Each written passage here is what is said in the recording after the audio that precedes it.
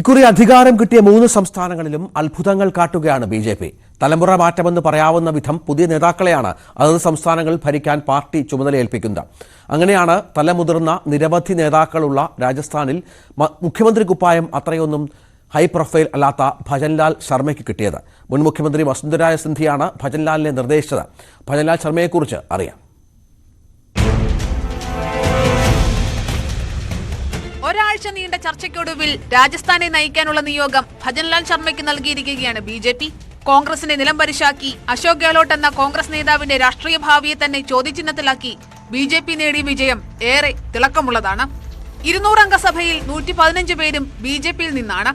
ഉജ്ജ്വലമായ ഈ വിജയം നേടിയ സംസ്ഥാനത്ത് ഒരു പുതുമുഖത്തെ മുഖ്യമന്ത്രിയാക്കാൻ ബിജെപി തീരുമാനിച്ചത് എന്തുകൊണ്ടെന്ന ചോദ്യം സ്വാഭാവികമാണ്.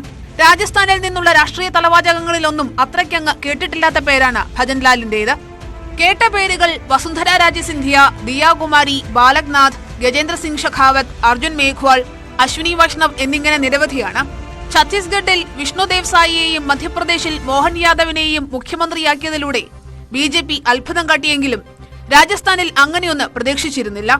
എന്നാൽ അധികാരം കിട്ടിയാൽ ആരെ മുഖ്യമന്ത്രിയാക്കുമെന്ന് നേരത്തെ പറഞ്ഞതുമില്ല. വസുന്ധര രാജെ സിന്ധ്യയുടെ തട്ടകത്തിൽ മറ്റൊരു നേതാവിനെ മുഖ്യമന്ത്രിയായി നിയോഗിച്ചാൽ അതിന് സാധ്യതയേറെയും ദിയാകുമാരിക്കായിരുന്നു, അല്ലെങ്കിൽ ബാലക്നാഥന്.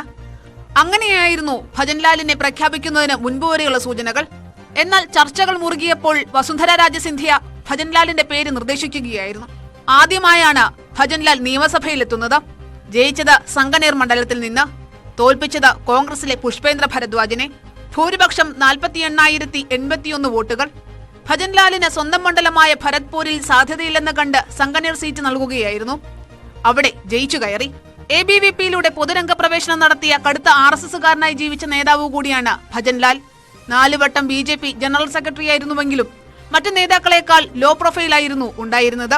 എന്നിട്ടും രാഷ്ട്രതന്ത്രത്തിലെ ഈ ബിരുദാനന്തര ബിരുദക്കാരൻ മുഖ്യമന്ത്രിയായത് ഒരു തലമുറ മാറ്റം BJP കൽപ്പിച്ചിരുന്നു എന്നതിന്റെ തെളിവാണ്. ഇക്കുറിയും വസുന്ധര രാജെ സിന്ധ്യ തന്നെ മുഖ്യമന്ത്രിയായേക്കുമെന്നായിരുന്നു ആദ്യ സൂചനകൾ. ശക്തി തെളിയിക്കാൻ തന്നെ പിന്തുണയ്ക്കുന്ന MLA-മാരുമായി കൂടിക്കാഴ്ച വരെ നടത്തിയിരുന്നു ഈ മുൻ മുഖ്യമന്ത്രി. ഡൽഹിയിൽ പോയി പാർട്ടി കേന്ദ്ര നേതൃത്വത്തെ കാണുകയും ചെയ്തു. എന്നിട്ട് എന്ത് സംഭവിച്ചു എന്നതിന് ഉത്തരമില്ല.